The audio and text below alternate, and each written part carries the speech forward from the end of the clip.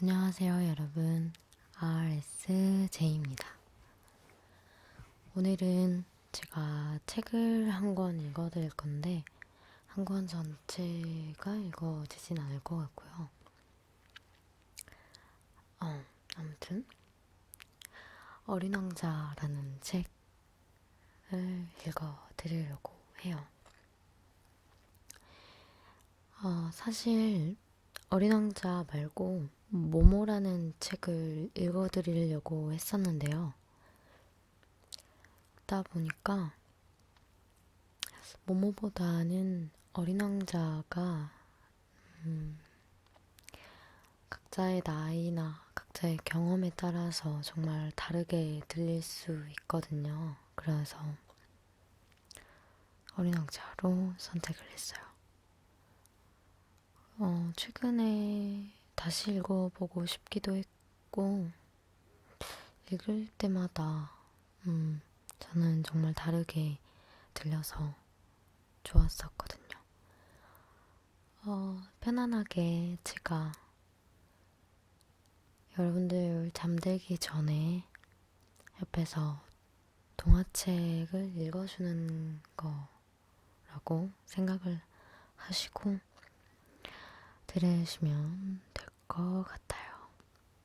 그러면 어린 왕자 시작할게요.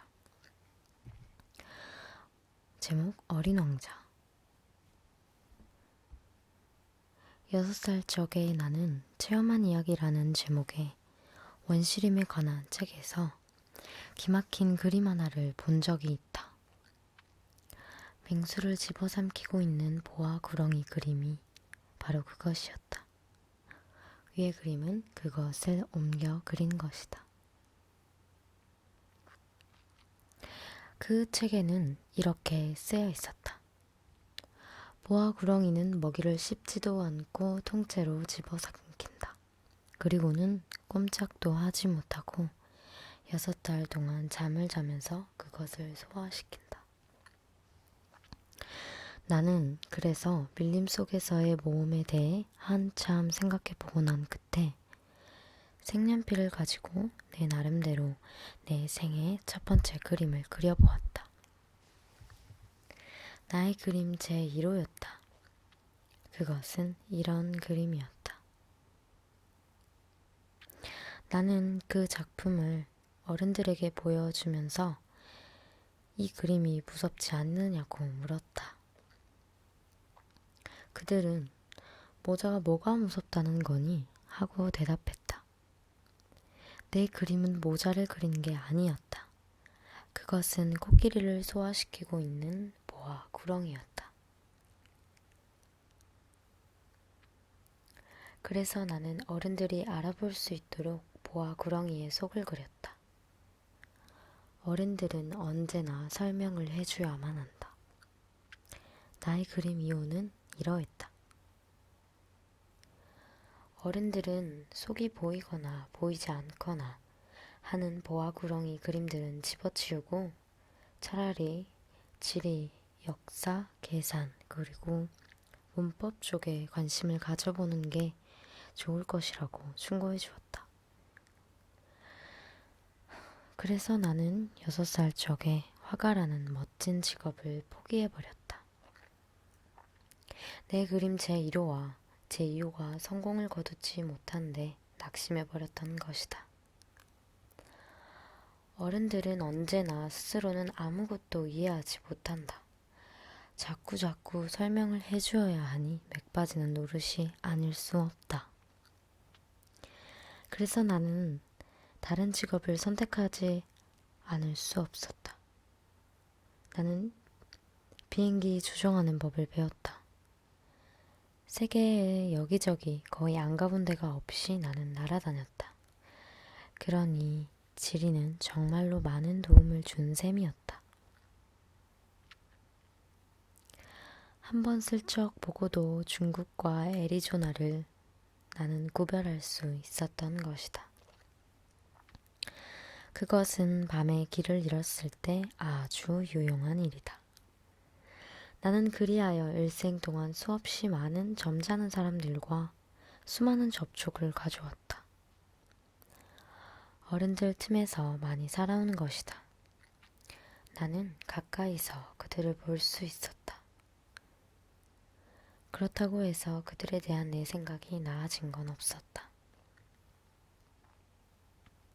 조금 총명해 보이는 사람을 만날 때면 나는 늘 간직해오고 있던 나의 그림체 1호를 가지고 그 사람을 시험해보고는 했다. 그 사람이 정말로 뭘 이해할 줄 아는 사람인가 알고 싶었던 것이다. 그러나 의례 그 사람은 모자군 하고 대답하는 것이었다. 그러면 나는 보아구렁이도 원시림도 별들도 그에게 이야기하지 않았다. 그가 이해할 수 있는 이야기를 했다. 브릿지니, 골프니, 정치니, 넥타이 하는 것들에 대한 이야기. 그러면 그 어른은 매우 착실한 청년을 알게 된 것을 몹시 기뻐했다. 그래서 6해 전에 사하라 사막에서 비행기가 고장을 일으킬 때까지 나는 마음을 털어놓고 진정 어린 이야기를 할 수 있는 대상을 갖지 못한 채 홀로 살아왔다. 내 비행기의 모터가 한 군데 부서져 버린 것이다. 기사도 승객도 없었으므로 혼자서 어려운 수선을 시도해 보려는 채비를 갖추었다. 그것은 나에게는 죽느냐 사느냐의 문제였다. 이랜 날 동안 마실 수 있는 물밖에 남아있지 않았다. 첫날 밤 나는 사람 사는 고장에서 수천 마일 떨어진 사막에서 잠이 들었다. 대양 한가운데에 떠있는 뗏목 위에 표류지보다 나는 더 고립되어 있었다.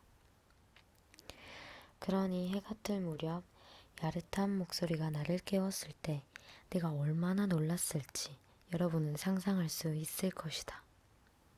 그 목소리는 말했다. 양 한 마리를 그려줘. 뭐라고? 양 한 마리를 그려줘. 나는 기겁을 해서 후다닥 일어섰다. 눈을 막 비벼보았다. 사방을 잘 살펴보았다.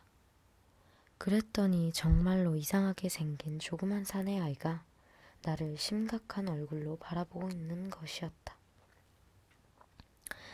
훗날 내가 그를 그린 그림 중에서 가장 잘된 것이 여기 있다. 그러나 물론 나의 그림은 모델보다는 훨씬 덜 매력적이다. 그것은 내 잘못이 아니다. 6살 적에 어른들이 화가로 출세할 수 없다고 나를 낙심시켰기 때문에 나는 속이 보이지 않거나 보이거나 하는 보아구렁이 이외에는 아무것도 그리는 연습을 하지 않았으니까 말이다. 어쨌든 나는 그의 느닷없는 출현에 너무도 놀라 눈을 휘둥그렇게 뜨고 그를 바라보았다. 내가 사람 사는 고장에서 수천 마일 떨어진 곳에 있었다는 사실을 여러분은 잊지 말아주길 바란다. 그런데 그 어린아이는 길을 잃은 것 같지도 않아 보였고 피곤과 배고픔과 목마름과 두려움에 시달리는 것 같아 보이지도 않았다. 사람 사는 고장에서 수천 마일 떨어진 사막 한가운데에서 길을 잃은 어린아이 같은 구석이라고는 없었다. 가까스로 정신을 차리고 내가 말을 걸었다. 그런데 왜 그러지? 그러자 그는 아주 심각한 이야기나 되는 듯이 소곤소곤 다시 되풀이해 말했다.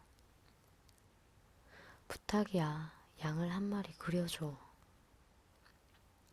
너무도 인상 깊은 신비스러운 일을 당하게 되면 누구나 거기에 순순히 따르게 마련이다. 사람 사는 고장에서 수천 마일 떨어진 곳에서 죽음의 위험을 마주하고 있는 중에 참 엉뚱한 짓이라고 느껴지기는 했지만 나는 내 주머니에서 종이 한 장과 만년필을 꺼냈다. 그러나 내가 공부한 것은 지리, 역사, 계산, 문법이라는 생각이 나서 그 어린 소년에게 나는 그림을 그릴 줄 모른다고 말했다. 그는 대답했다. 괜찮아. 양을 한 마리 그려줘. 양은 한 번도 그려본 적이 없었으므로 나는 그를 위해 내가 그릴 수 있는 단 2가지 그림 중에 하나를 다시 그려주었다. 속이 보이지 않는 보아 구렁이의 그림 말이다. 그러자 그 어린 소녀는 아니야, 아니야. 보아 구렁이 속의 코끼리는 싫어. 보아 구렁이는 아주 위험해. 그리고 코끼리는 아주 거추장스럽고 내가 사는 곳은 아주 조그맣거든. 내게는 양이 필요해. 양을 그려줘. 라고 말하는 것이었다. 그래서 나는 양을 그렸다. 그는 주의 깊게 바라보더니 안 돼. 그 양은 벌써 병이 들었는걸. 하고 말했다. 다시 하나 그려줘. 나는 또 그렸다. 내 친구는 너그러운 모습으로 상냥한 미소를 지었다. 봐, 이건 양이 아니라 염소잖아. 뿔이 있으니까. 그래서 난 또다시 그렸다. 그러나 그것도 앞의 것들과 마찬가지로 거절을 당했다. 그건 너무 늙었어. 난 오래 살 수 있는 양을 갖고 싶어. 나는 모터의 분해를 서둘러야 했으므로 더 이상 참지 못하고 여기 있는 이 그림을 되는 대로 끄적거려 놓고는 한마디 뚝 던졌다. 이건 상자야. 네가 원하는 양은 그 안에 있어. 그러자 나의 어린 심판관의 얼굴이 환히 밝아지는 걸 보고 나는 새삼 놀라지 않을 수 없었다. 이게 바로 내가 원하던 거야. 이 양에게 풀을 많이 줘야 해? 왜 그런 걸 묻지? 내가 사는 곳은 아주 작거든. 거기 있는 걸로 아마 충분할 거다. 내게 준 건 아주 작은 양이니까. 그는 고개를 숙여 그림을 들여다보았다. 그다지 작지도 않은 걸. 어머, 잠들었네. 이렇게 해서 나는 어린 왕자를 알게 되었다. 그가 어디서 왔는지를 아는 데는 오랜 시일이 걸렸다.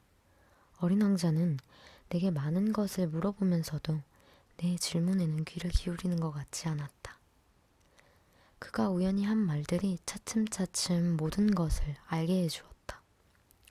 가령 내 비행기를 처음 보았을 때 그는 나에게 이렇게 물었던 것이다.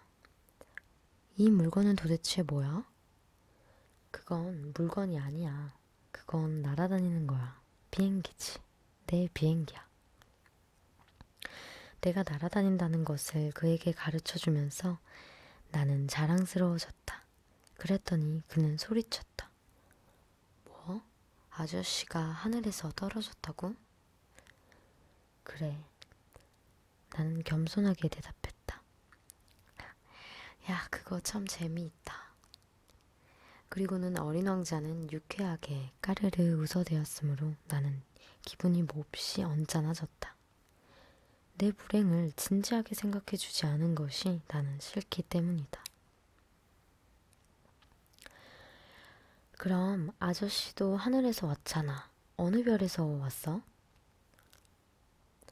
나는 문득 그의 존재의 신비로움을 이해하는데 한 줄기 빛이 비치는 걸 깨닫고 갑자기 물었다. 그럼 넌 다른 별에서 왔니? 그러나 그는 대답을 하지 않고 내 비행기를 바라보며 신중한 빛으로 고개를 끄덕였다. 저걸 타고서는 멀리서 오지는 못했겠군. 그러고는 한참 동안 깊이 생각에 잠기더니 포켓에서 내가 그려준 양의 그림을 꺼내서는 그 보물을 열심히 들여다보았다. 다른 별들이라는 그가 슬쩍 내비친 비밀에 내가 얼마나 호기심으로 몸이 달았겠는가를 여러분은 짐작하리라. 예, 너는 어디서 왔니? 내 집이란 어디를 두고 하는 말이니? 내 양을 어디로 데려가는 거니? 그는 말없이 생각에 잠기더니 대답했다. 아저씨가 준 상자가 밤에는 집이 될 테니까 잘 됐어. 그렇고 말고, 그리고 내가 착하기만 하면 밤에 양을 매놓을 수 있는 고삐를 줄게. 말뚝도 주고. 그 제안은 어린 왕자를 몹시 놀라게 한 듯했다. 매어놓다니 참 이상한 생각이네. 하지만 매놓지 않으면 아무데나 가서 길을 잃어버릴 수도 있을 텐데. 그러자 내 친구는 다시 까르르 웃음을 터뜨렸다. 아니, 가긴 어디로 가? 어디든지 곧장 앞으로. 그랬더니 어린 왕자는 진지한 빛으로 말했다. 괜찮아. 내가 사는 곳은 아주 작으니까. 그리고는 조금 서글픈 기분이 들었는지 다시 덧붙였다. 앞으로 곧장 가도 멀리 갈 수가 없는 걸.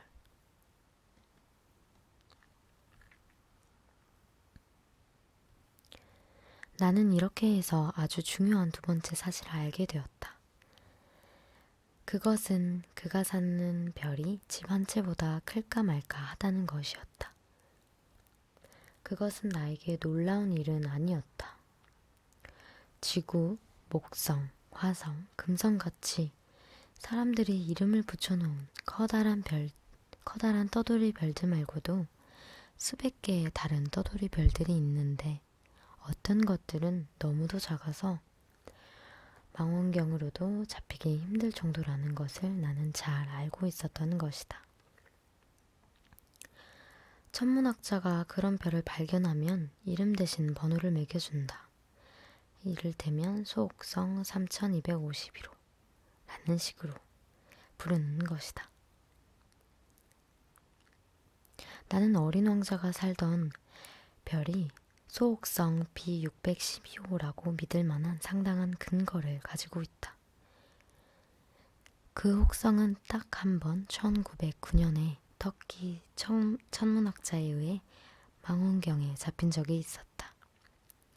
그 당시 그는 국제천문학회에서 자신의 발견을 훌륭히 증명해 보였었다.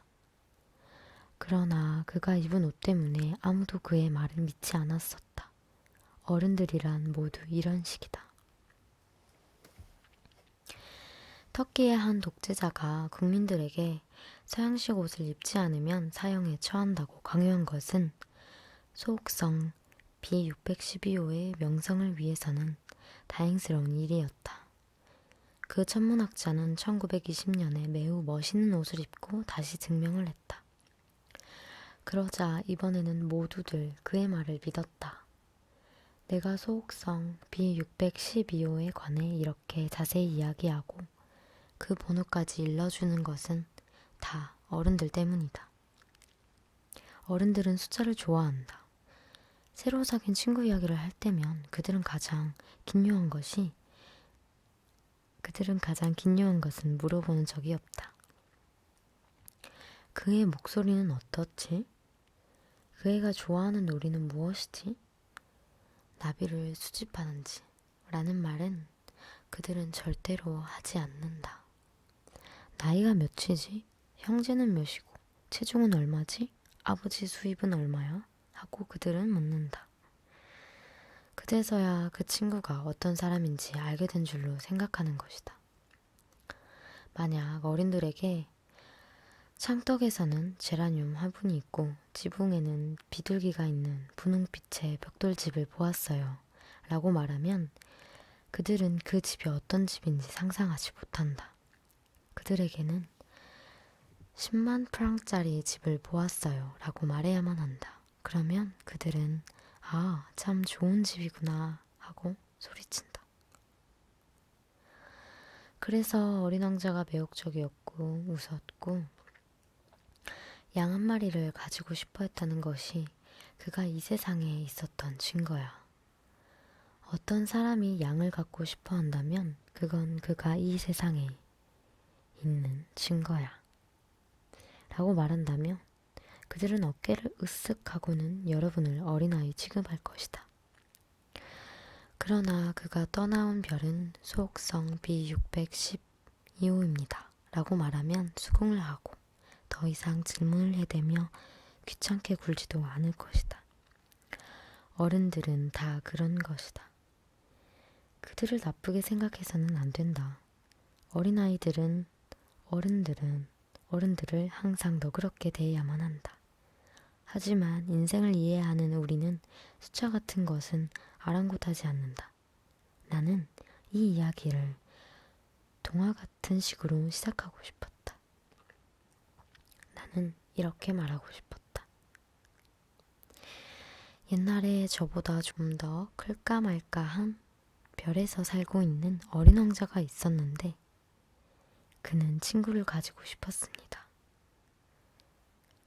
인생을 이해하는 사람들에겐 그게 훨씬 더 진실된 느낌을 주었을 것이다. 왜냐하면 사람들이 이 책을 건성으로 읽는 것을 나는 바라지 않기 때문이다. 이 추억을 이야기하면서 나는 깊은 슬픔을 느낀다. 내 친구가 그의 양과 함께 떠나가 버린 지도 벌써 6해가 된다. 내가 여기서 그를 묘사해 보려 애쓰는 것은 그를 잊지 않기 위해서다. 한 사람의 친구를 잊는다는 것은 슬픈 일이니까. 누구나 다 친구를 가져보는 것은 아니다. 그를 잊는다면 나도 숫자밖에는 흥미가 없는 어른들과 같은 사람이 될지도 모른다. 내가 그림 물감 한 상자와 연필을 산 것은 이런 까닭에서였다. 6살 적에 속이 보이거나 보이지 않는 보아구렁이 이외에는 그려본 적이 없는 사람이 이 나이에 다시 그림을 그린다는 것은 정말 힘든 노릇이다. 물론 되도록 실물에 가까운 초상화를 그려보려고 노력은 하겠다. 하지만 꼭 성공하리라는 자신은 없다. 어떤 그림은 괜찮은데 또 어떤 그림은 닮지를 않았다. 키에 있어서도 조금씩 틀리고는 한다. 여기서는 어린 왕자가 너무 크고 저기서는 너무 작다. 그의 옷 색깔에 대해서 역시 자신이 없다. 그래서 나는 이렇게 저렇게 더듬더듬 그려본다. 보다 중요한 어떤 부분을 잘못 그릴지도 모른다. 하지만 그것은 용서해 주어야 한다. 내 친구는 설명을 해주는 적이 없었기 때문이다. 내가 자기와 비슷하다고 생각했던 것인지도 모르겠다. 그러나 불행히도 나는 상자 안쪽에 있는 양을 볼 줄 모르는 것이다. 나도 조금은 어른들과 비슷한지도 모를 일이다. 아마 늙은 모양이다. 여기까지 읽도록 할게요. 다음에 더 이어서 읽기를 원하는 분들이 계시면 다음번에는 이어서 읽어나가도록 할게요. 그러면